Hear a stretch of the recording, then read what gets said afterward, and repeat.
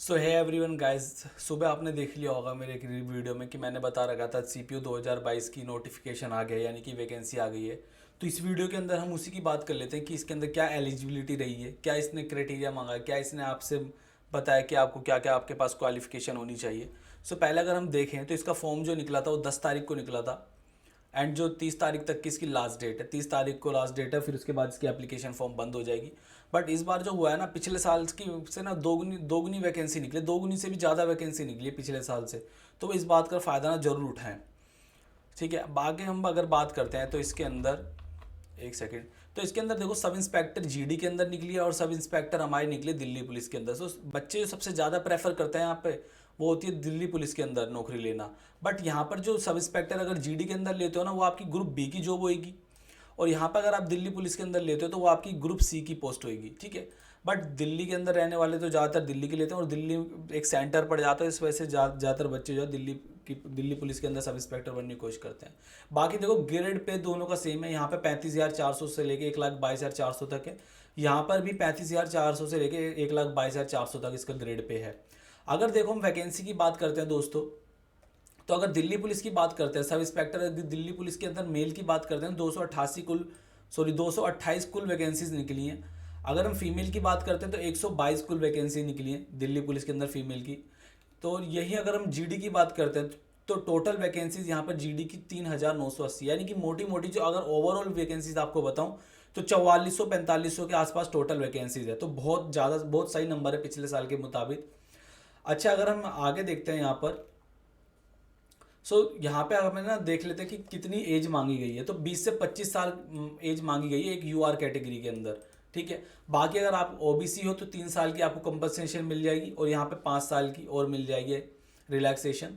सो अगर आप ओबीसी हो तो आप 28 साल तक एलिजिबल हो, और अगर आप SC ST हो तो आप 25 साल तक एलिजिबल हो। बाकी अगर हम आगे देखते हैं तो देखो, एक्स सर्विसमैन के लिए 3 साल अलग से है। अगर कोई मतलब विडो डिवोर्स्ड है, किसी वीमेन का डिवोर्स हो चुका है और या तो वो अपने हस्बैंड के साथ अब रहती नहीं है या फिर अब उसकी मैरिड नहीं होगी, तो उसका 35 से ऊपर साल तक चल जाएगा। और यही अगर ST SC के अंदर जो वीमेन, अगर वो ही ST SC की होती है तो उसकी 40 साल से ज़्यादा तक चल जाएगी। अगर हम आगे देखते हैं, वो ऊपर कुछ डिपार्टमेंटल का था। तो ये जो पूरी इन्होंने 48 पेज की एक PDF भेजी है, आप इसको ज़रूर पढ़ लेना। मैं आपको ऊपर ऊपर से बता देता हूँ कि क्या क्या रहेगा इसके अंदर। 30 तारीख इसकी लास्ट डेट है। अच्छा देखो, अगर हम अपने एग्जामिनेशन सेंटर या सेंटर कोड की बात करते हैं तो सेंट्रल रीजन के अंदर बिहार और उत्तर प्रदेश आता है। तो अगर कोई बिहार फॉर्म भरते वक्त अगर कोई बंदा बिहार या यूपी का है तो एग्ज़ाम सेंटर वो उसी वक्त डालें, आसपास वाला डाल दें, ये ना कि दूसरे साउथ वाला रीजन डाल दिया, इधर वाला डाल दिया। एक बार तो थोड़ा देख के भरें इस फॉर्म को। तो सेंट्रल रीजन जो आता है हमारा बिहार और उत्तर प्रदेश का आता है। तो ये सारे जो बिहार और उत्तर प्रदेश के स्टेट हैं, इधर सारे जो पड़ेंगे आपके सेंटर्स। अगर हम ईस्टर्न रीजन की बात करते हैं तो अंडमान निकोबार आइसलैंड, झारखंड, उड़ीसा, सिक्किम, वेस्ट बंगाल सारे ईस्टर्न रीजन के अंदर आते हैं। कर्नाटका केरला रीजन यानी KKR रीजन है हमारा, लक्षद्वीप, कर्नाटका, केरला। अगर नॉर्थन रीजन की बात करता हूँ दोस्तों तो दिल्ली, राजस्थान एंड उत्तराखंड है। तो दिल्ली वाले बच्चे हैं तो देखो, दिल्ली NCR का जो कोड है वो 2201 है और ज़्यादातर बच्चे यही कोड डालेंगे 2201। अच्छा, नॉर्थ ईस्ट रीजन की बात करता हूँ, अरुणाचल प्रदेश, असम, मणिपुर, मेघालय वगैरह ये सारा है। साउथ भी है, वेस्टर्न रीजन भी है, मध्य प्रदेश रीजन भी है, MPR और नॉर्थ वेस्टर्न रीजन भी है। तो ये सारे रीजन आप एक बार देख लेना ढंग से। अब देखो, अगर मैं बात करता हूँ इसके Tier 1 के पेपर 1 के सिलेबस की, तो जनरल इंटेलिजेंस आती है, 50 क्वेश्चन आते हैं इसके, 50 नंबर के। इसी तरीके से जनरल अवेयरनेस या जनरल नॉलेज के अंदर 50 क्वेश्चन आते हैं और 50 नंबर के ही होते हैं ये। क्वांटिटेटिव एप्टीट्यूड यानी कि मैथ्स की अगर मैं बात करूँ तो ये भी 50 क्वेश्चन आते हैं और इसके 50 आंसर 50 मार्क्स का ही होता है, यानी कि एक क्वेश्चन 1 मार्क्स का होता है। और अगर क्वेश्चन गलत हो जाता है तो 0.25 में भी कट जाता है इसका। अगर मैं इंग्लिश की बात करता हूँ दोस्तों, यहाँ पर तो 50 क्वेश्चन इंग्लिश के होंगे और ये भी 50 मार्क्स के होंगे, यानी कि टोटल आपका 2 घंटे का पेपर होता है। ठीक है, और 200 मार्क्स का पेपर होता है, 200 क्वेश्चन होते हैं। अगर आप ये वाला पेपर क्लियर कर दे तो कि वैसे क्लियरली जनरली बच्चों का हो ही जाता है, बिकॉज इसकी जो Tier 1 की कट ऑफ है ज़्यादा नहीं जाती। SC ST की मे बी 95, 95, 98 के आसपास जाती है, और अगर OBC की यही मैं बात करता हूँ तो 110, 105 के पास जाती है। UR की थोड़ी 125, 120 तक लगा ले। बट अगर आपको सेफ स्कोर करना है, आपको फाइनल सिलेक्शन तक जाना है, तो आपको प्री के अंदर इसके अंदर 145 से 150 तक स्कोर करना पड़ेगा, सेफ स्कोर है ये, अगर आपको प्री तक मतलब पूरा ही सिलेक्शन लेना है। ठीक है, अगर मैं आप प्री क्लियर कर लेते हो देन आप उसके बाद फिजिकल क्लियर कर लेते हो, अगर बाद में फिर पेपर 2 की बारी आती है, पेपर 2 आपका इंग्लिश लैंग्वेज का पेपर होता है जिसके अंदर 200 क्वेश्चन होता है, 200 मार्क्स का होता है, 2 घंटे का पेपर होता है ये। ठीक है, बाकी अगर हम आगे देखते हैं, ये बीच में वो सिलेबस वगैरह दे रहा था, तो कौन कौन से चैप्टर वगैरह आते हैं, ये एसएससी के हर बच्चे को पता ही रहता है कि क्या क्या पता है। बाकी अगर हम बात करते हैं, देखो पीएसटी और पीईटी है जी, फिजिकल स्टैंडर्ड टेस्ट और फिजिकल इंड्योरेंस टेस्ट की बात करते हैं, तो पहले फिजिकल स्टैंडर्ड टेस्ट देख लेते हैं। जो मेल है उसकी 170 सेंटीमीटर हाइट होनी चाहिए, और चेस्ट उसकी नॉर्मल, अगर वो एक्सपेंड ना करे, जैसे सांस वगैरह ना भरे चेस्ट के अंदर, तो 80 सेंटीमीटर होनी चाहिए अनएक्सपेंडेड, और एक्सपेंडेड की बात करें तो 85 सेंटीमीटर होनी चाहिए। अगर बात करते हैं यही कैंडिडेट्स अगर हिल्स एरिया से, जैसे हिमाचल प्रदेश वगैरह इन सब से है, कश्मीर वगैरह से है, तो उसकी हाइट 165 सेंटीमीटर भी चल जाएगी। चेस्ट वगैरह 80 सेंटीमीटर और 50 सेंटीमीटर दो सेम ही है।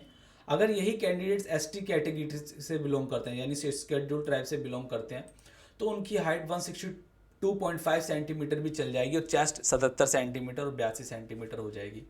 यही बात है गाइज, अगर हम फीमेल कैंडिडेट्स की करते हैं, तो नॉर्मल फीमेल कैंडिडेट की हाइट 157 सेंटीमीटर मांगी गई है।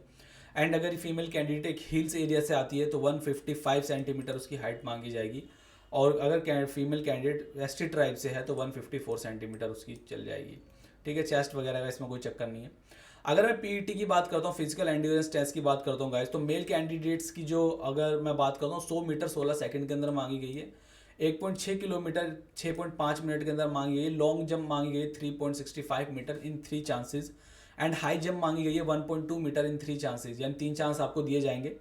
शॉर्ट पुट 16 लैप्स की है 4.5 मीटर इन 3 चांस, यहाँ पे आपको 3 चांस दिए जाएंगे। फीमेल की अगर हम बात करते हैं तो गाइस 100 सेंटीमीटर आपका है 18 सेकंड के अंदर। अगर मैं बात करता हूँ 800 मीटर मांगी गई है फीमेल कैंडिडेट की 4 मिनट के अंदर, यानी कि 800 मीटर आपको दौड़ना है 4 मिनट के अंदर। लॉन्ग जंप की अगर मैं बात कर रहा हूँ तो 2.7 मीटर है इन 3 चांसेस, यानी 3 चांस आपको दिए जाएंगे। हाई जंप की बात कर रहा हूँ तो 0.9 मीटर इन 3 चांसेस, यहाँ पे भी आपको 3 चांस दिए जाएंगे। सो यही मोटी मोटी बात है गाइज। अगर मैं आई साइड की बात कर रहा हूँ तो नॉर्मल जो आई साइड चलती है 6/6 की चलती है, और अगर ख़राब आई हुई तो 6/9 की। ठीक है, तो 6/6 की आई होनी चाहिए आपकी।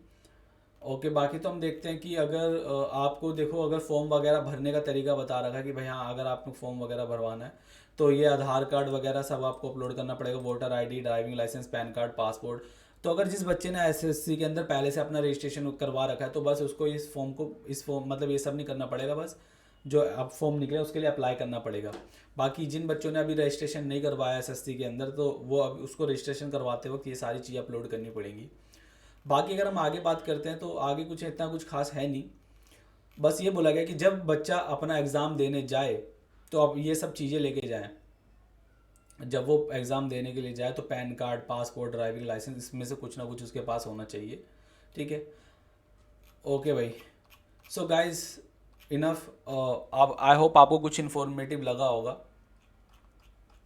सो अगर आपको वीडियो अच्छी लगी हो तो चैनल को लाइक और सब्सक्राइब जरूर कर देना, जिससे आपको नोटिफिकेशन मिल जाए कि कोई भी गवर्नमेंट जॉब जल्दी से जल्दी निकले, तो हम उसका नोटिफिकेशन अपनी चैनल पे बहुत जल्दी डाल देते हैं और डिटेल उसका एनालाइज भी कर लेते हैं। सो अगर गाइज आपको वीडियो इन्फॉर्मेटिव लग रही है तो चैनल को लाइक और सब्सक्राइब जरूर कर देना। Subscribe to एडुखैबरी। थैंक्स दोस्तों।